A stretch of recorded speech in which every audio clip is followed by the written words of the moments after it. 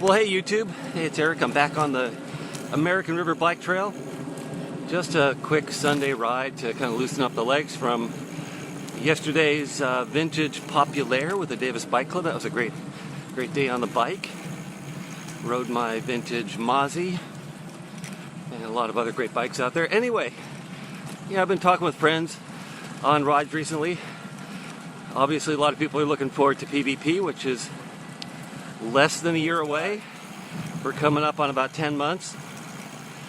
So if you haven't already done a long ride, you're running out of chances to get one and lock in an earlier pre-registration for the ride next year. Right off the top of my head, I know of a couple 600 Ks here in Northern California in the next couple of weeks. Super 600 next weekend, and a 600K the weekend after that. But if you haven't done a long ride, you're running out of chances. Now, having said that, I will say again what I've said in prior PvP Chips videos, which is I would not worry too much about getting into the ride. They have always opened up more slots. I don't know of anybody who has ever actually been turned away for lack of available spots on the ride. So don't worry too much about that. But yeah, if you've done a 600 or 1,000 or 12, good on you, because you will at least get away from some of that trepidation about whether you're going to get a slot in the pre-reg. Anyway, a few other things that have come up in conversation and just kind of thinking about the ride, some tips and things to think about. One is, so I was on a ride a couple weeks ago with a friend who is a very experienced randonneur, and I noticed when we stopped to have lunch or something, this person took their wallet out and put it on the table. I guess they'd had it out to go buy something in the store, and they put it on the table when they sat down. I try never to do that. I mean, one thing I would recommend is, especially for kind of mission critical things like a wallet or a passport or a phone or camera, whatever it is, keep that stuff on your person. If you have a wallet, you have to bring it out, buy something. When you're done, stick it back in your jersey pocket. Don't put it down somewhere, because if you do, chances are you're going to get up and forget it, and miles down the road you may realize that it's gone. So always try and keep that important stuff on your person, somewhere that it can't get lost. If possible, if you have a backpack or a camelback or something that you're using, don't put that mission critical stuff in there either. Now, I did that one time. I was on a double century, had my phone in my camelback, and for some reason I just rode away from a rest stop without it. Now, I was miles down the road and it was too late to go back and get it.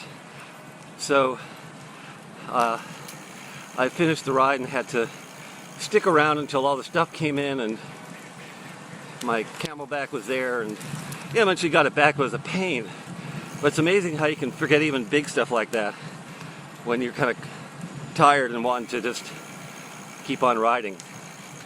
Now, a friend yesterday mentioned something that I haven't personally seen, but here was what they said. A friend of theirs was riding PvP in 2007, and now it sounds kind of silly, but they were following a GPS track, and their GPS track wasn't lining up exactly with where the signs on the road are. Now, the course is very well marked, and I've mentioned before, I don't think you need to even use GPS. It's just one more thing to worry about. The course is incredibly well marked. You're almost always going to have somebody else with you. it's very hard to get lost. But anyway, this person pulled into a control and they started arguing with the people at the control about how the course was marked, and it didn't match their GPS track. And I didn't see this. I don't know exactly how contentious things got, but according to the friend who was telling the story about this, they took that person's brevet card away and DNF'd him. So they did not finish the ride. So my friend's advice, based on her friend's experiences, don't raise a fuss. You know, go with the flow. Don't be that squeaky wheel that they decide to take out of the event.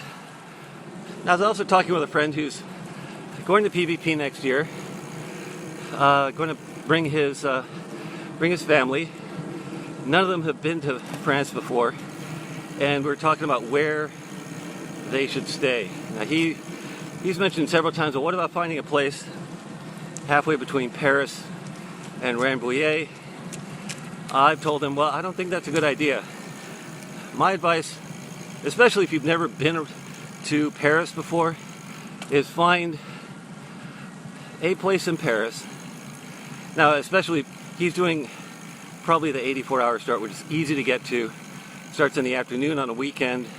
There are plenty of trains straight out of the Gare Montparnasse that will take you right into Rambouillet.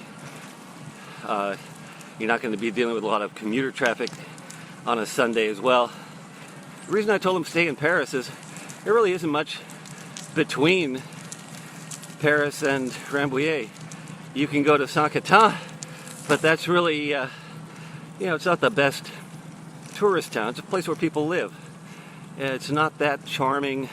Rambouillet is, but it's small, and there's not that much to do. You know, once you've spent a day or so walking around, you can go to the castle. There's beautiful parks. But my advice to him was find one place in Paris. You don't need 2 or 3 hotel rooms because it is so easy to get around. So I recommended just find one place in Paris, be it, hotel, Airbnb, whatever. Use that as your base of operations. That way you're not carrying your bike all over the place. You're not trying to go on the metro several times with your bike to move it from hotel to hotel. It's really a pain getting a bike or something big like a bike case on the metro. I mean, there's other ways to get around town, but that's the easiest. So find that one place and then just do day trips around Paris. And if you're leaving your family while you are out riding, they will have plenty of stuff to do. I mean, you could spend months in Paris. But try not to move around too much. Just find a base, stick with it. You're going to spend all your day out and about in Paris anyway. So we are about a year out, and it's getting close to the end of 2022. One thing to start thinking about now is put together your list of brevets that you're going to do next year. You have to do a series, 2, 3, 4, 600K. That's the minimum, obviously. You can do more than that if you want. But I usually find myself around this time of the year before a PVP to just look at what all the rides are in my general area, put together a list of the ones that I want to do, and start planning ahead for those. If there's any travel involved or lodging or whatever. And of course, it's always good to have a contingency plan in case something happens, weather, injury, life stuff, whatever. So if you don't make your chosen rides, you can always have a backup. 2019, I crashed on the 600 that I was planning to use. And fortunately, there was one more 600 that I was able to find and got my qualifiers in. So put together your calendar for next year. Get some contingency plans in place. Start thinking ahead for those events. Also start making sure that your bike is in good condition, that you've chosen your bike. If you're getting another bike made for next year, I hope you have your order in, because you really want to get that machine delivered and in your hands in time enough to get used to it, get it all set up correctly, make sure it's going to work. I mean, the best case would be to have it early next year in time to start doing all your brevets on and your training, or at a minimum, get that thing as soon as you can. If you're planning on doing something really unusual, like trying to do a Charlie Miller time, good time now to start planning ahead how you're going to do that. Look at what your times have been on other 1200s, how they compare with the Charlie Miller time. And Charlie Miller, by the way, is 56 hours, more or less, to finish faster than that. Look at what your times have been on other 1200 Ks, how much of a difference in time that would be, and start thinking about how you're going to shave that much time off your other, off your previous times. So, let's say you had finished a 1270 hours. To do Charlie Miller, you need to shave 14 hours off that time. So how are you going to do that? It generally involves just not stopping, but if you are going to try and do Charlie Miller, which I never did, never had that desire, but if you are going to try and do that, find somebody else who's done it. Talk to a rider or two or three or four who have done that, and find out how they did it, what kind of support crew they used, what were their strategies. I think you'll find that the biggest issue is really going to be not spending time at the controls. So obviously you have to go in and check in, get your brevet card stamped, but I think you'll find the people who've done Charlie Miller successfully, that's about all they do at the controls. They will usually have someone who is meeting them outside the control with food and drink, so they don't have to wait in lines. They're not going to go to a store. You really have to minimize the amount of time that you spend off the bike.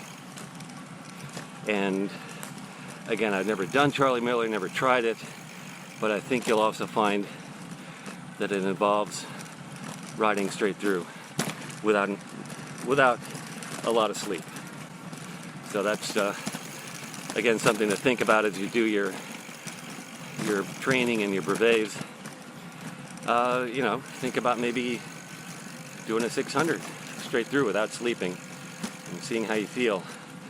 That's basically half of a Charlie Miller, and you would be doing that 600 probably in about 26 hours. Give yourself a little more time on the way back. So anyway, lots to think about. Less than a year to go. I'll be doing more of these videos over the next few months and into next year, sharing some information, some news that I am on the cusp of being able to release. So anyway, until then, stay safe, keep on riding, take care of yourself, take care of your bike, and I'll see you on the road.